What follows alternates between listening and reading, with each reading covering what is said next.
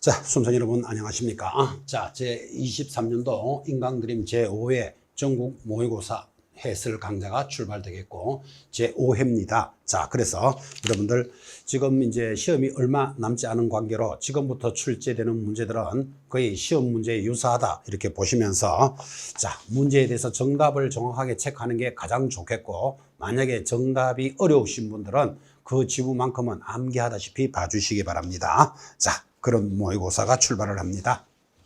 1번 공인중개사 법령상 용어의 정의와 관련된 설명입니다. 옳은 것을 찾으시오. 자, 여러분 용어의 정의는 반드시 출제됩니다. 자, 옳은 것은 답이 1번입니다. 자, 금전채권 매매 계약을 중개한 것은 중개행위에 해당하지 않는다. 당연히 O죠.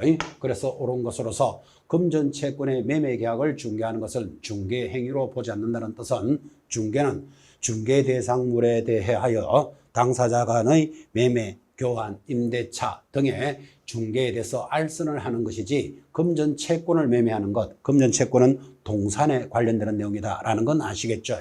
그래서 우리는 동산에 관련되는 것은 중개행위에 포함되지 않습니다. 자, 그래서 옳은 것은 1번. 자, 그 나머지는 틀리나요? 2. 중개대상물의 거래 당사자들로부터 보수를 현실적으로는 받지 아니하고 단지 보수를 받을 것을 약속 요구하는 데 거친 경우도 중개업에 해당한다. X예요. 자, 보수는 약속 요구만 하는 것은 중개행위에 해당되지 않습니다. 반드시 받아야만 관련되는 내용이겠죠. 자, 그래서 틀렸고 3번 사무소 등록증을 대여받은 자가 오피스텔 임차의 주택을 의뢰한 자와 직접 거래 당사자로서 임대차 계약을 체결하는 것은 중개행위에 해당한다. 당연히 X죠. 자, 등록증을 대여받은 자가 하는 행위를 중개행위로 볼 수는 없다. 그죠? 무등록 중개업에 관련되는 내용이죠. 중개행위에 해당되지 않습니다. 4번 개공사인 법인의 공인중개사인 사원 또는 임원은 소공사로 볼 수 없다. X. 우리 용어의 정의에서 법인의 사원, 임원을 포함하여 소공사라고 부릅니다. 볼 수 없다 때문에 X. 자, 5번 중개행위에 의한 권리의 덕실 변경에 관한 법률행위가 강행법규에 반한 경우에는 중개행위에서 제외된다. X죠. 법률행위 하면 여러분들 저절로 기억하는 말이 계약 체크하라 그랬죠. 법률행위 이꼴 계약, 계약은 많이 있지만 매매, 교환, 정려 이렇게만 정리가 되더라도 여러분들은 법률행위의 사실, 법률행위의 요건하고는 구분할 겁니다. 법률행위는 계약이고 계약은 매매, 교환, 정려 등인데 이런 것들은 당연히 중개행위에 제외된다. X, 중개행위에 해당합니다. 자, 관련되는 판례도 잘 보시면서 아마 용어의 정의로서는 제일 어려웠던 문제이기도 합니다. 근데 1번 답은 가벼웠죠. 금전채권을 중개할 수는 없다. 우리는 부동산에 관련되는 행위를 중개하죠. 자, 옳은 것은 1번. 그리고 나머지들은 정리해 보셨습니다. 2번 문제. 자, 중개대상물에 해당되는 것, 아닌 것 거의 매년 출제되고 있습니다. 자, 같이 한번 해봅시다. 미채굴 광물 중개대상이 될 수는 없다. 미채굴 광물은 국가 소유죠. 또 광물은 부동산이라기보다는 동산에 가깝죠. 이런 것들을 중개할 수는 없다. X. 자, 유치권이 행사되고 있는 건물 당연히 중개할 수 있습니다. 자, 유치권이 행사되고 있으니까 권리관계상 복잡하고 어려운 부분은 있을지라도 건물 중개대상물이죠. 영업시설이나 비품 등 유형물을 눈에 보이는 이런 것들을 우리는 권리금이라 부르는데 권리금을 중개할 수는 없다. 판례가 제시되어 있죠. 자, 그리고 리얼 명인 방법을 갖춘 수목의 집단 당연히 중개대상물이 됩니다. 자, 그래서 중개대상물에 해당되는 것 니은, 리얼 답은 3번 이렇게 갑니다. 자, 보기보다 가볍지만 이 중개대상물에 해당되고 안 되느냐에 대해서도 상당히 자주 출제됩니다. 그래서 여러분들은 중개대상물에 관련되는 내용을 보고 있습니다. 자, 3번 문제 볼까요?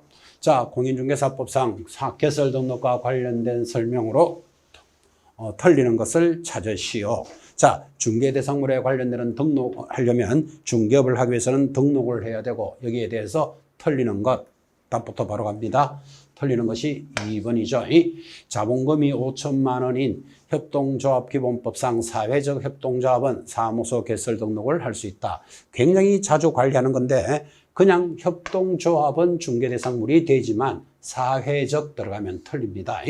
그래서 여러분과 수업할 때 이 사회적 협동조합에서 사회적 협동조합은 공익기관, 공공기관을 이야기합니다. 예를 들어서 어린이집 이런 것들이 사회적 협동조합인데 우리 중개업을 할 수 있는 협동조합은 사회적이 없는 기본적으로 동업자 관계인 협동조합이어야 하고 자본금은 5천만 원 이상입니다.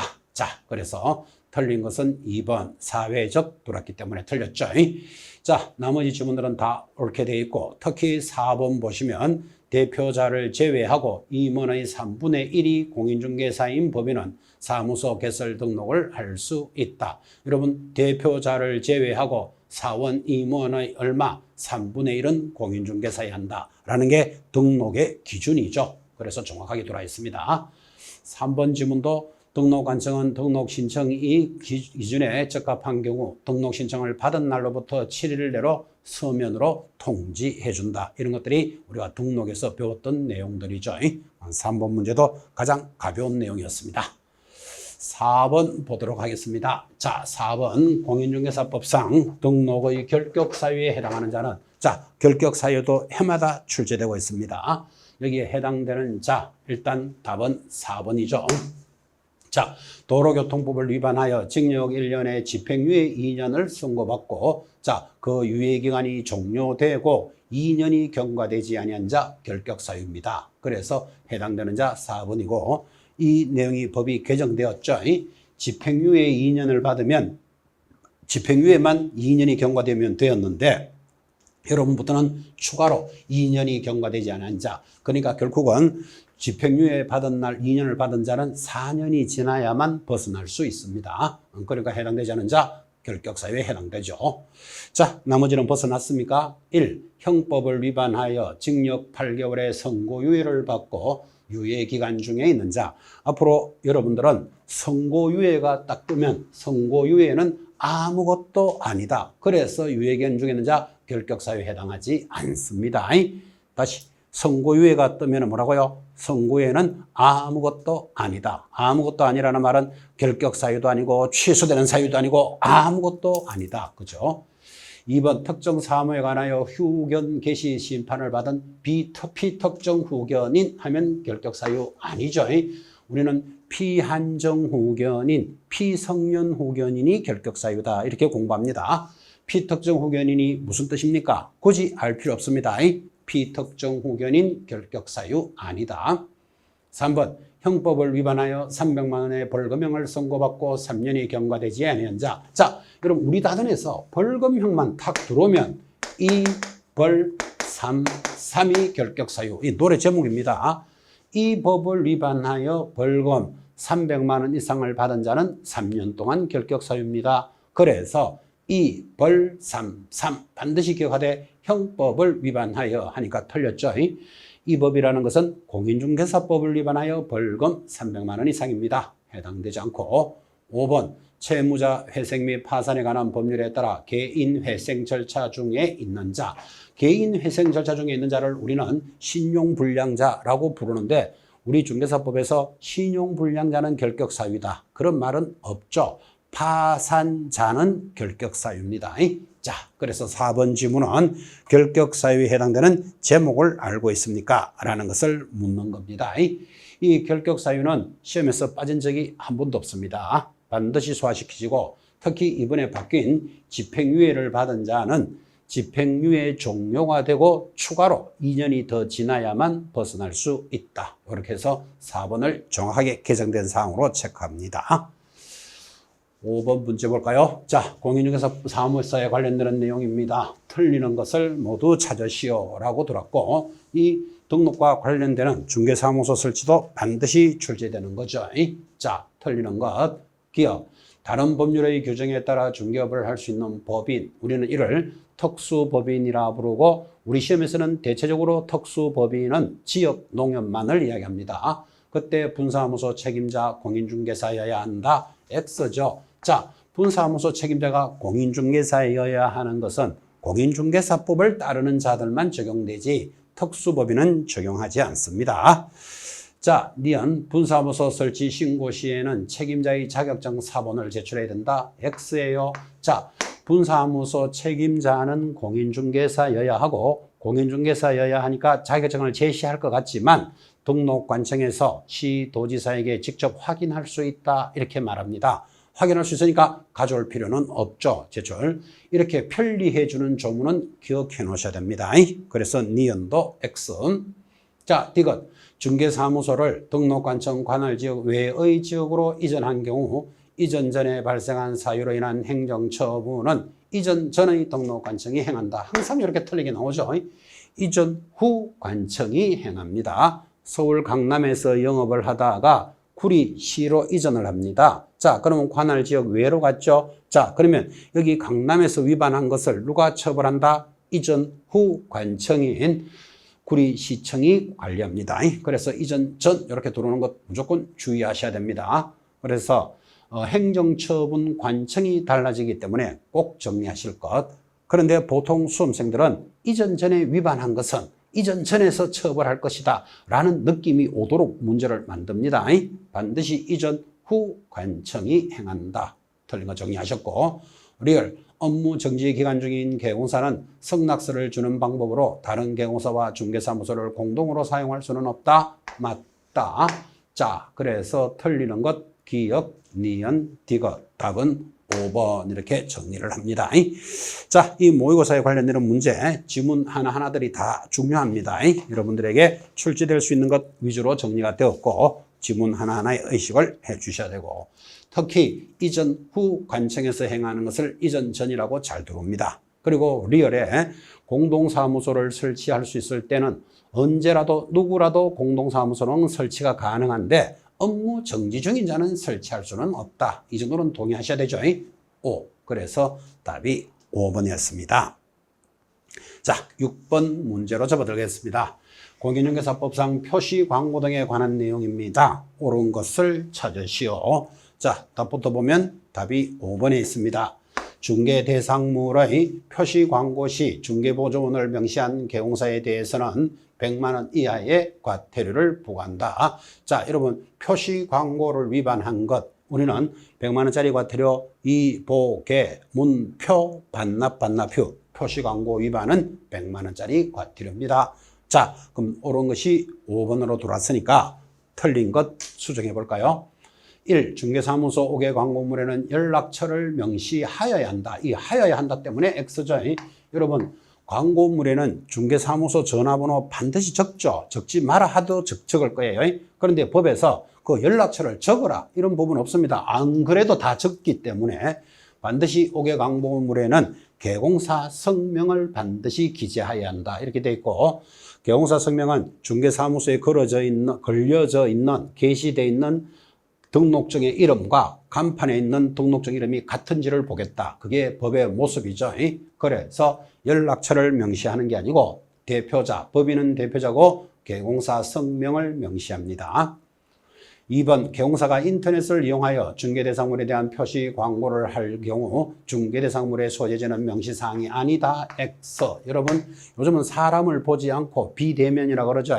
인터넷으로 광고하는 경우가 있고 인터넷으로 광고할 때는 소재지, 면적, 지목 이런 등등을 전부 명시할 사항입니다. 그래서 소면 가격이라고 한번 기억해 보시기 바랍니다. 소재지, 면적, 그리고 예정 가격은 명시사항입니다. 소면 가격 이렇게 체크합니다. 인터넷으로 광고할 때. 3번 등록관청은 인터넷을 이용하여 중개대상물에 대한 표시 광고가 공인중개사법 법령의 규정을 준수하는지 여부를 모니터링할 수 있다. X. 여러분 모니터링은 누가 한다? 국토장관이 모니터링을 합니다. 그래서 자, 이 내용이 정확한 광고인지 아닌지 네이버, 직방, 한방 이런 데 광고되어 있는 것을 자료를 제출해 보시오 라고 모니터링 여부는 국토장관이 진행하죠. 그래서 X. 4번 개공사가 중개대상물이 존재하지 않아 실제로 거래할 수 없는 중개대상물에 대한 표시 광고를 하는 경우 500만 원 이하의 과태료에 처합니다. 그래서 또 X죠. 여러분 부당한 표시 광고, 물건이 없는 것을 광고하는 등 이런 이야기죠. 부당한 표시 광고가 들어가면 500만 원 이하의 과태료. 그냥 표시 광고는 100만 원 이하의 과태료입니다. 그래서 개념을 잡아보시면서 자, 우리 100만 원짜리 참 많이 암기시켰습니다. 이, 보, 개, 문, 표, 반납, 반납표. 그래서 표시 광고 위반은 개공사 100만 원 이하의 과태료죠. 7번 들어갑니다. 자, 7번. 이 법인이 할 수 있는 업무, 겸업 업무도 거의 매년 출제합니다. 자, 그래서 문제가 돌았고, 다음 중 법인인 개공사가 겸업할 수 없는 업무는 답이 4번 보입니까? 자, 의뢰인의 의뢰에 따른 주거 이전에 부수되는 용역의 업을 할 수 있다. 이거 틀렸죠? 용역의 알선을 해야 되지 중개법인이 이런 용역업을 할 수는 없습니다. 주의하셔야 됩니다. 뭐 한다고요? 이런 주거 이전에 부수되는 용역을 알선을 하라 그랬지 그런 업을 직접 경영할 수 없죠. 그래서 틀리는 것 4번. 자, 나머지 됩니까? 부동산을 개발에 관한 상담, 미분양 주택에 대한 분양 대행. 우리는 주택과 상가를 분양 대행할 수 있습니다. 3번 상업용 건축물의 임대차에 대해서 관리 대행할 수 있다. 그래서 우리는 주택과 상가를 임대 관리 대행합니다. 5번 당연히 법인은 경매 대상 부동산에 대한 권리 분석 및 취득의 알선 당연히 할 수 있죠. 자, 그래서 겸업할 수 없는 업무는 답이 4번 이렇게 정리를 하고 여러분 보다시피 법인이 할 수 있는 업무는 반드시 출제됩니다. 그래서 법인의 업무로서 정리해 주실 것. 8번 들어왔습니다. 자, 소공사를 고용하여 이것에 대한 설명으로 틀리는 것은 이렇게 들어왔고 여러분 우리는 중개보조원 또는 소공사를 고용인이라 부르고 이 고용인이 업무상 행위는 누가 한 것으로 본다? 개공사가 한 것으로 본다. 즉 개공사가 책임을 지는 문제가 정리되어 있고 고용과 고용 종료 신고에 대해서는 반드시 출제가 될 것입니다. 자, 틀리는 것을 찾으시오. 답부터 볼까요? 2번이죠. 자, 이때 개공사 갑은 소공사의 고용신고와 함께 을이 중개행위에 사용할 인장으로 을의 성명이 나타난 크기가 가로, 세로 각각 7에서 30mm 이내인 인장을 등록하여야 한다 해서 8번에 틀린 것은 2번인데 자, 여러분 이 갑은 을에 대한 고용신고 시 을이 중개행위에 사용할 인장을 등록할 수 있습니다. 그런데 그때 고용신고와 함께 했으니까 틀렸다 이 말이에요. 그죠? 그래서 고용신고와 함께 하는 게 아니고 갑은 을에 대해서 고용신고 시 을이 중개행위에 사용할 인장을 등록합니다. 그래서 답은 틀린 것 2번. 자, 나머지는 맞습니까? 1번. 개공사 갑은 소공사 을이 업무를 개시하기 전까지 등록관청에 고용신고를 하고 이런 공고인 고용신고는 전자문서로 가능합니다. 5.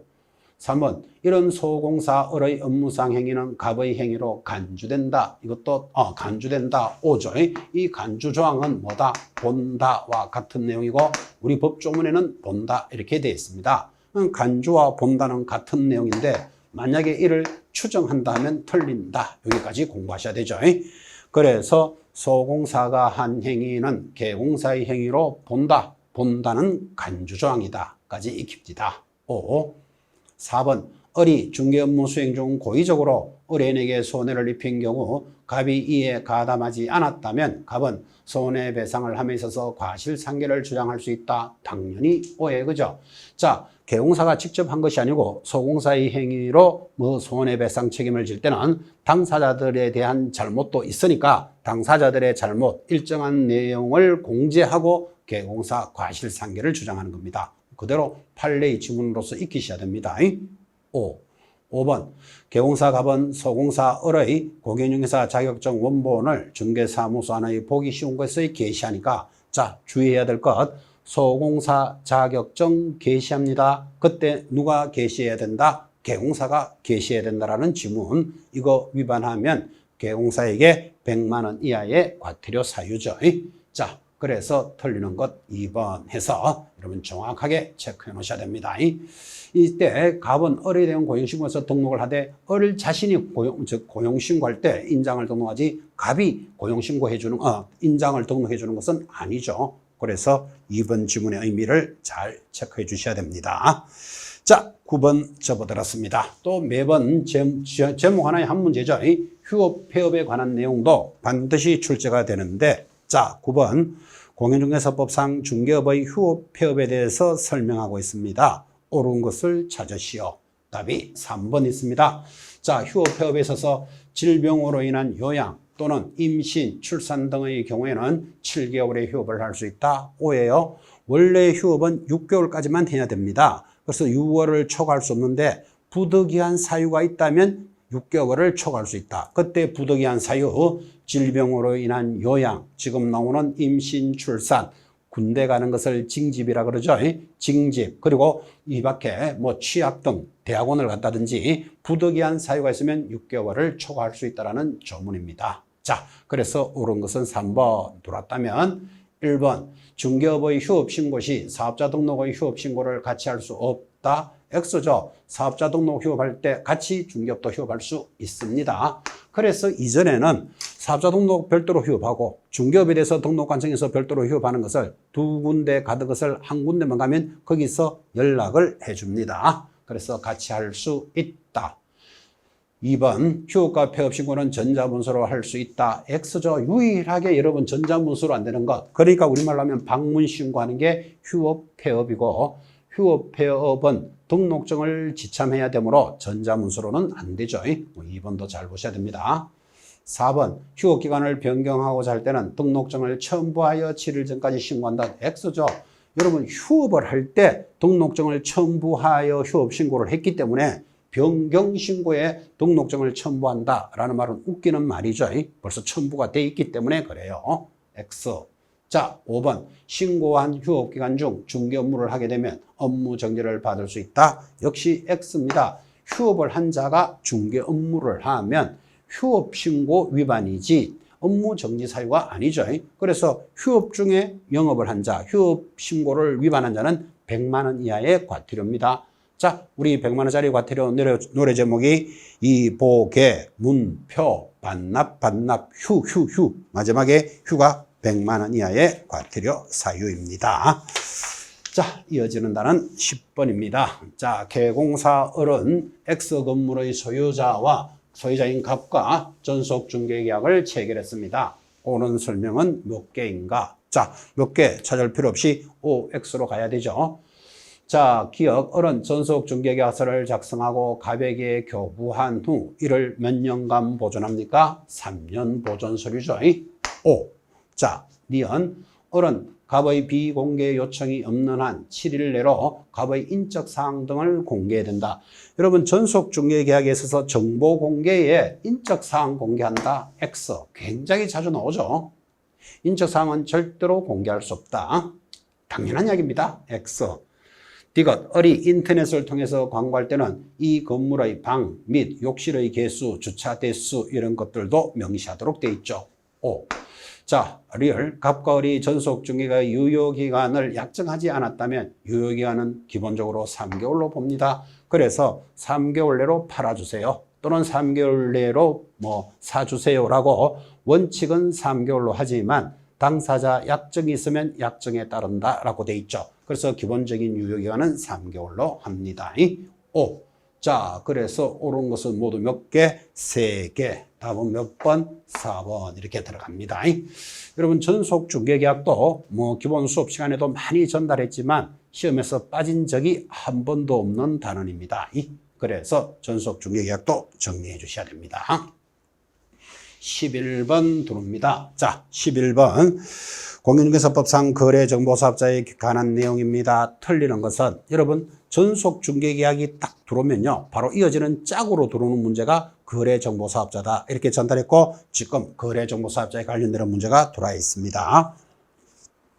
틀리는 것을 찾으시오. 답이 1번에 보이십니까? 자, 거래정보사업자로 지정을 받을 수 있는 자, 당해 거래정보망에 가입 신청을 한 개공사의 수가 600명 이상이어야 한다. X입니다. 자, 여기서 까칠한 숫자 509개 230번 이렇게 공부합니다. 그래서 우리 중개사법에서 까칠한 숫자가 갈로 익힌 문제가 들어오는 게 이 부분이고 지금 1번도 들어와 있지만 자, 500명 이상이고 전국적으로 2개 이상의 시도에서 30명은 가입해야 된다는 갈로 역히 문제. 그래서 600명 하니까 틀린 거예요. 그래서 이거 여러분에게 암기할 때는 이 과목이 공인중개사법이니까 공인중개사법 셈 전화번호가 500국에 230번 이렇게 기억하라 그랬습니다. 중개사법 셈 전화번호 몇 번요? 500국에 230번. 전화번호 괜찮습니까? 가끔 이모티콘도 보내주셔야 됩니다. 이런 이야기도 했죠. 그래서 중개사법 우리 이 과목에서는 전화번호로 암기하는 건 요거 하나입니다. 그리고 1번에 출제가 됐고 틀렸죠. 자, 나머지 공부할까요? 2번 거래정보사업자 지정을 신청하는 자 자격증 사본을 제출하여야 한다. 그래서 제출하는 서류 부 등의 전공은 컴퓨터 통할 때 전공 공인중개사 자격증이고 여러분 암기표 7번에 있는 내용입니다. 반드시 암기할 건 암기도 합니다. 제출 서류. 자, 3번 거래정보사업자가 지정을 받은 날로부터 3개월 내로 운영규정의 제정 승인을 받지 아니하면 지정을 취소할 수 있다. 정확하게 돌았고 여기다가 500만 원 과태료 받고 취소하죠. 여기까지도 암기하셔야 돼요. 그래서 운영규정 위반은 취소 사유이면서 더하기 500만 원짜리 과태료입니다. 4번 거래정보사업자는 개공사로부터 의뢰받은 중개대상물의 정보에 한하여 공개해야 한다.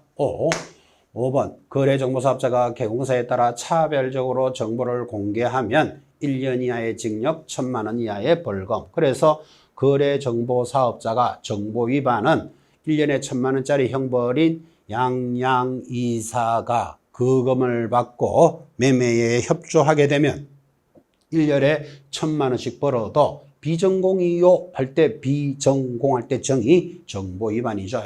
취소도 되지만 더하기 1년 징역 1,000만 원 벌금. 그래서 오니까 여러분 거래정보사업자에 관련되는 내용은 지금 보고 계시는 이 부분을 크게 벗어날 일이 없죠. 그래서 우리 암기표 7번, 8번을 꼭 암기하셔야 됩니다. 하고 수업 중에 많이 전달했죠. 12번 한번 가봅시다. 자, 12번. 이번에는 중개대상물의 확인 설명에 관련되는 내용입니다. 역시 확인 설명 사항도 절대로 빠질 수 없는 문제. 자, 여기에서 틀리는 것 몇 번입니까? 5번부터 볼까요? 자, 틀리는 것이 5번인데 소공사가 확인 설명을 하면서 근거 자료를 제시하지 않으면 500만 원 과태료 X예요. 여기 개공사가 그죠? 확인 설명할 때 자료를 제출하지 않으면 500만 원이고 소공사는 자격 정지받는 사유죠. 이거 구분하셔야 돼요.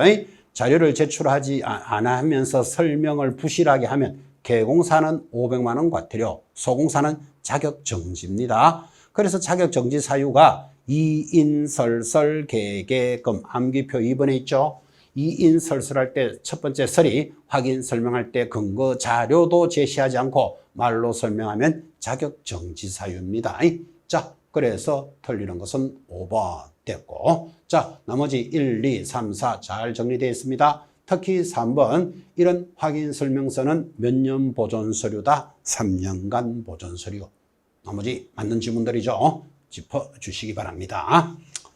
13번 갑니다. 자, 공인중개사법상 개공사의 거래계약서 작성에 관련되는 내용입니다. 옳은 것을 찾으시오. 역시 거래계약서에 관련되는 내용도 빠질 수 없죠. 자, 옳은 것은 몇 번? 2번. 거래계약서에는 권리 이전의 내용과 확인설명서 교부일자가 포함되어야 한다. 그래서 우리는 거래계약서는 법정 서식은 없지만 필수 기재사항은 있고 거래계약서의 필수 기재는 거부터 출발합니다. 암기하셔야 됩니다. 거물의 인권은 거기 있는데 거기가 어디다? 개, 조, 부를 반드시 기재하고 여기 권리가 이전되는 내용이죠. 그리고 부가 확인설명서 교부일자 반드시 기재사항이고 거의 시험에서 매년 들어옵니다. 거래계약서 필수기재. 자, 옳은 것은 2번으로 돌았으니까 수정할까요? 1. 거래계약서는 국토장관이 정한 표준 거래계약서를 사용하여 작성해야 한다. 표준 거래계약서라는 게 없죠. 그래서 계약 자유의 원칙에 따라서 표준 계약서를 작성한다 하면 틀립니다. 3번 공동중개의 경우 참여한 개공사 모두는 거래계약서에 서명 또는 날인해야 된다. 또는 때문에 또 틀렸습니다. 반드시 서명 및 날인합니다. 4번 거래계약서는 원본을 5년간 보존해야 한다. X죠. 여러분 원본, 사본 또는 전자문서 중 하나를 5년간 보존하고 대체적으로 그 원본은 당사자 고객들에게 내줘야 될 가능성이 크죠. 그래서 개공사가 보존해야 한다 하면 틀려요.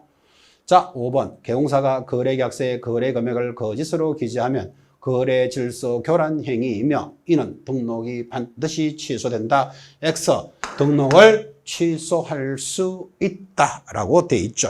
자, 그래서 5번 지문도 틀린 지문입니다. 자, 여러분들은 거기 보다시피 이 등록 계약서 이중 작성은 거래질서 교란 행위로 들어왔다는 것도 중요합니다. 그래서 거래질서 교란 행위며 등록은 취소할 수 있다. 반드시 취소된다기 때문에 틀린 지문이었죠. 주의하셔야 될 게 보입니다.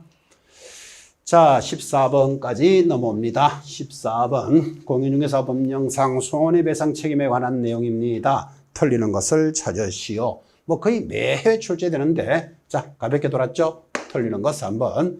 지역농협이 중개업을 하고자 할 때는 중개 업무를 개시하기 전에 1억 이상의 보증을 설정하고 증명서류를 갖추어 등록관청에 신고한다. X. 지역농협은 얼마 가입합니까? 2천만 원을 가입합니다. 숫자 하나 기억해 놓으셔야 됩니다. 아주 독특하기 때문에. 자, 그래서 지역농협에 대해서는 업무 보증 설정 2천만 원짜리 이 정도가 제일 잘 나오는 건데 이걸 1억으로 걸었으니까 X. 자, 됐습니까? 나머지 다 맞는 지문인데 특히 1번 개공사나 그 보조원이 아닌 사람에게는 공인중개사 법령에 따라 손해배상 책임이 발생하지 않는다. 당연하죠. 일반인들이 중개한 것에 대해서 중개사법에서 손해배상 책임해 준다. 그런 말은 없죠. 그래서 O. 자, 2번 법인이 2개의 분사무소를 두고 있으면 자, 법인이 하나 있는데 분사무소 지점을 2개 가지고 있으면 얼마 가입합니까? 하니까 법인 4억 가입하죠. 그리고 분사무소마다 2억씩 합이 얼마? 8억을 가입하게 됩니다. 이것도 금액이 바뀌어 돌았기 때문에 원래 반드시 시험 문제죠. 2번도 O. 4번 지문도 참 여러분하고 이야기 많이 합니다. 개공사 보증보험금, 공제금, 공탁금으로 손해배상을 한 때는 15일 내로 보증보험이나 공제는 다시 가입하거나 공탁금 중 부족된 금액은 보존하는데 여기 15일이라는 숫자가 시험에 잘 들어와요. 오죠. 그래서 여러분 숫자 문제가 많이 공부를 하지만 시험에 나오는 건 거의 정해져 있고 그중에서 제일 잘 나옵니다. 그래서 손해배상 책임을 했다면 여러분 다시 중개업을 하기 위해서는 15일 내로 다시 가입하니까 이 15일을 강조하려고 수업 중에 이빨 깨물고 15일 내로 가입합니다. 이렇게 많이 전달했죠. 이빨 깨물고 15일. 5번 개공사는 중개가 완성이 되면 보증 설정 사항에 대해서 당사자들에게 설명해야 된다. 여러분 중개가 완성이 되었을 때 당연히 계약이 체결되면 나는 업무 보증에 얼마나 가입돼 있고 당신이 손해가 나면 어떻게 청구할 수 있습니다를 당연히 설명해 줘야 되고 자료도 제시해야 되죠. 그때 설명하고 자료 제시를 위반하면 100만 원짜리 과태료라고 배우죠. 이 보개할 때 보가 보증 설정 사본 미교부 등입니다. 자, 틀리는 것은 3번 숫자로서 가볍게 확인했습니다. 15번 넘어갑니다. 자, 15번 금지행위. 원래 또 법도 많이 개정됐고 이 15번 금지행위도 매년 출제사항이죠. 자, 15번 금지행위로 볼 수 없는 것은 답이 4번입니다. 잔금의 이행과 당사자가 승낙한 등기서류 교부에 대해서 쌍방을 대리하는 행위는 금지행위가 아니다. 여기 뭐죠? 자, 승낙한 등기서류 교부 행위 이런 것들을 계약의 이행 단계라 부릅니다. 그래서 잔금의 이행, 그 다음에 뭐 승낙한 등기서류, 잔금이 지나가면 등기가 지나가죠. 이런 것들은 쌍방 대리로 보지 않습니다. 답은 4번. 자, 나머지는 금지행위입니까? 단체를 구성하여 단체 구성은 외의자와 공동중개를 제한하는 행위 3년 징역 3천만 원 벌금이죠. 금지행위. 2번 부당한 이익을 얻을 목적으로 이렇게 나갑니다. 3번 시세에 부당한 영향을 주도록 유도하는 행위 전부 3년에 3천만 원짜리 금지행위죠. 마찬가지 5번 탈세를 목적으로 미등기 부동산의 전매를 중개하였으나 전매자가 전매 차익을 얻지 못했다. 즉 전매 차익을 얻지 못하더라도 투기 조장 행위는 금지 행위입니다. 그래서 해당되지 않는 것 답은 4번. 자, 또 16번 돌았습니다. 자, 옳으면 동그라미, 틀리면 X 하세요 했습니다. 자, 기업 부동산 거래질서 교란행위 신고센터는 매월 10일까지 직전 달의 신고사항 접수 및 처리 결과를 국토장관에게 제출합니다. 정확하게 돌아있죠? 5. 자, 니은 부동산 거래질서 교란행위 신고센터로부터 조치 요구를 받은 등록관청은 조치를 완료한 후 15일 내로 그 결과를 신고센터에 통보해 준다. 답이 X죠. 요거 며칠이었습니까? 10일 내로 통보해 줍니다. 그래서 X. 자, D가 표시 광고 모니터링에 따른 조사 요구를 받은 등록관청은 조사를 완료한 날로부터 10일 내로 그 결과를 국토장관에게 통보해 줍니다. 역시 O. 자, 리얼 모니터링 기관은 기본 모니터링 결과 보고를 분기 마지막 날로부터 30일 내로 국토장관에게 제출하니까 맞는 말로서 OXOO. 자, OXOO. 답이 몇 번이죠? OXOO. 답이 2번 있죠? OXOO. 답은 2번. 자, 이 거래질서 교란행위 신고센터는 약간은 외진 단어입니다. 그래도 여러분들은 이런 모의고사통을 통해서 한 번은 정리해 보자는 시간이죠. 17번까지 왔습니다. 자, 17번 문제. 공인중개사법상 개공사의 보수에 관한 설명입니다. 틀리는 것을 찾으시오. 답이 3번에 보이십니까? 자, 중개대상물인 주택소재지와 중개사무소 소재지가 다르다면, 그러니까 중개사무소는 서울 강남에 있고 중개대상물은 경기도 수원에 있는 아파트를 거래했다고 칩시다. 그러면 사무소와 중개대상물의 소재지가 다르죠. 그때는 다른 경우에는 주택소재지를 관할하는 시도조례 하면 틀려요. 중개사무소 소재지 시도조례를 따라갑니다.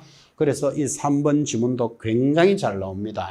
그래서 물건이 어디에 있든지 중개사무소 소재지 시도조례 정확하게 체크해 주시고, 자, 1번 상가와 토지에 대한 보수의 한도는 국토교통부령으로 정한다. 주택 외의 물건은 국토교통부령으로 정하되 국토교통부가 매매 임대에 관계없이 0.9%라고 되어 있습니다. 2번 동일한 중개대상물에 대해서 동일 당사자 간에 매매를 포함한 둘 이상의 거래가 동일 기회에 이루어지면, 자, 동일이 3번이 들어오면 뭐만 받습니까? 매매만 계산합니다. 5. 4번 중개대상물인 건축물 중 주택의 면적이 2분의 1 미만인 경우에는 건물은 주택 외의 보수를 정의하죠. 그러니까 2분의 1 이상이면 주택으로 본다. 결국은 주택과 상가가 같으면 주택인 물건으로 보는 거예요. 그래서 2분의 1 미만이면 주택 외가 되죠. 이런 것도 좀 주의하셔야 됩니다. 맞는 지문이고, 5번 다른 약정이 없다면 보수의 지급 시기는 언제입니까? 대금 지급이 완료된 때, 즉 잔금 지급한 날이 되겠죠. 자, 그래서 여러분 27번 보수에 관련되는 문제도 아주 중요한 내용입니다. 그리고 중요한 지문들을 하나하나 정리해 봤고, 보수에 관련되는 문제는 이론 문제 하나, 계산 문제 하나 이렇게 들어오니까 이번에 18번은 계산 문제로 정리를 합니다. 역시 오피스텔로서 문제를 걸었습니다.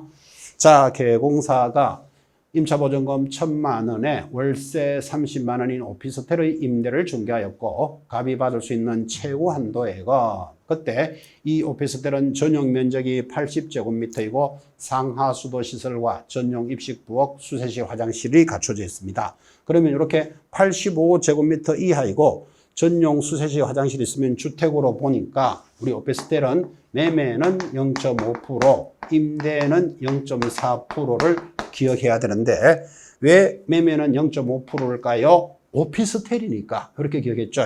그러면 임대는 하나 작은 0.4%입니다. 수수료 계산 해볼까요?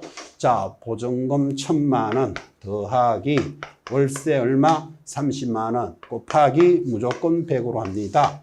자, 30만 원 곱하기 100, 3,000, 합이 4,000이네. 5,000이 안 되네요. 5,000이 안 되면 월세 곱하기 얼마 한다? 70 한다. 요거 기억하셔야 되죠. 자, 그럼 1,000만 원에 37은 21, 3,100만 원으로 계산을 하는데 지금 임대차죠. 그래서 임대차니까 0.4% 하면은 4일은 4, 4, 3, 12, 12만 4천 원이 될 것입니다. 그런데 개공사 갑이 받을 수 있는 최고 한도액은 그러면 둘 다 받아야 되죠. 그럼 12만 4천 원에 둘 다 받으면 24만 8천 원 나옵니까? 그래서 답은 4번입니다. 계산 문제도 오래간만에 정리해 보셨는데 뭐 크게 어려운 문제는 아니죠. 자, 월세 곱하기 100으로 하되 5천이 안 되면 보증금 더하기 월세 곱하기 70으로 하는 겁니다. 그리고 문제가 갑이 받을 수 있는 총액은 그러면 매도인, 매수인, 임대인, 임차인 양쪽 다 받아야 되잖아. 그죠? 그래서 답은 24만 8천 원. 그래서 특히나 여러분 계산할 때 계산 문제는 1번에 답이 보이면 1번을 찍으면 조심해야 된다. 이런 이야기도 수업 때 많이 전달을 했고 만약에 계산 문제가 1번에 답이 오거든 한 번 더 보셔야 됩니다. 내가 빠진 게 없는지. 그래서 정리를 하고 있습니다. 19번 교육에 관한 문제로 접어들었습니다. 옳은 것을 찾으시오. 답이 1번에 보입니까? 자, 소공사가 되려는 자 고용신고일 전 1년 이내에 소공사 무슨 교육 받아야 됩니까? 실무교육을 이수하여야 한다. 오, 그럼 1번부터 오네요. 자, 수정해 봅시다. 2번 개공사 및 소공사는 실무교육을 받고 매 2년마다 12에서 16시간의 직무교육을 받아야 한다. 직무교육이 아니고 무슨 교육입니까? 연수교육을 받습니다. 그때 직무교육은 누구? 중개보조원에게만 진행되는 교육이죠. 틀렸고 3번 중개법인의 사원이 되려는 자 공인중개사가 아닌 자는 실무교육 이수 의무가 없다. X입니다. 법인의 모든 사원 임원은 실무교육을 이수할 것. 4번 직무교육은 등록 관청만이 실시할 수 있다. X다. 그죠? 모든 교육은 시도지사가 실시하니까 직무교육은 시도지사가 실시하되 등록관청도 실시할 수 있습니다. 그래서 4번 지문 등록관청만이 실시한다니까 X.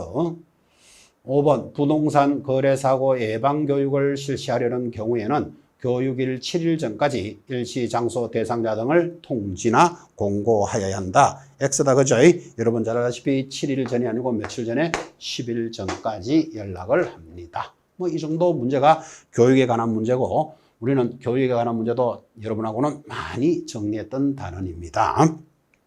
자, 20번 한번 봅시다. 이제 포상금에 관련되는 계산 문제인데 항상 수업 때 전달했지만 이 포상금에 관련되는 계산 문제를 보시면서 지금은 문제를 풀고 있으니까 순서대로 풀지만 시간을 많이 뺏어가는 문제죠. 그래서 포상금의 계산 문제가 들어오거든 꼭 제일 마지막에 풀도록 하셔야 됩니다. 지금은 같이 연습해 봅시다. 갑과 을이 받을 수 있는 포상금의 한도는 얼마입니까? 자, 갑이 받을 수 있는 금액은 을이 받을 수 있는 금액은 이렇게 들어왔습니다. 갑은 사무소 개설 등록을 하지 아니하고 중개업을 하는 A를 고발하였는데 A가 무죄 판결을 받았다. 이거 조심해야 됩니다. 자, 무등록업자 A를 고발하였는데 50만 원을 받을 수 있고 이때 무죄 판결을 받았다는 말은 법원에서 무죄 판결은 공소가 제기됐다는 뜻이에요. 그래서 이 50만 원은 지급할 수 있다. 이거 기억해 놓으셔야 됩니다. 무죄니까 지금 못한다면 틀려요. 두 번째, 사무소를 부정한 방법으로 등록한 B를 을이 신고한 후에 갑도 신고하였고 이때 검사로부터 기소유예 처분을 받았다. 그럼 죄가 이때 약하다라고 처분을 받았으니까 죄가 있으면 지급하죠. 누가 고발했다고요? 을이 B를 고발했고 당연히 B를 고발하였는데 나중에 A도 고발했다. 그러면 누구에게만? 을에게만 먼저 지급하게 되죠. 두 명 이상이면 두 건 이상이 들어오면 누구? 최초 신고자에게 지급합니다. 그래서 B에게 50만 원 지급되죠. 자, 세 번째, 갑과 을은 포상금 배분에 관한 합의 없이 등록증을 대여한 C를 공동으로 신고하였는데 자, C는 무혐의 처분을 받았다. 그럼 둘 다 C를 고발했으면 원래는 25만 원을 받을 수 있는데 이게 무혐의, 검사가 무혐의 처분을 하면 지급하지 않습니다. 됐고 마지막 A, B, C는 갑 또는 을의 위신고 고발 전에 행정기관에 의해서는 발각되지 않았다. 그래서 갑이 받을 수 있는 금액은 얼마? 50만 원. 을도 50만 원 받을 수 있겠네요. 그래서 답이 몇 번? 2번이 들어옵니다. 자, 여러분 결코 힘든 문제 아니죠? 힘든 문제 아닌데 시간을 많이 뺏어가니까 실제 본고사에서 출제가 되거든. 이런 계산 문제는 마지막에 푸셔야 됩니다. 자, 이제 21번부터는 칠판도 정리하고 잠깐 쉬었다가 출발하겠습니다. 10분 쉬었다가 갑시다.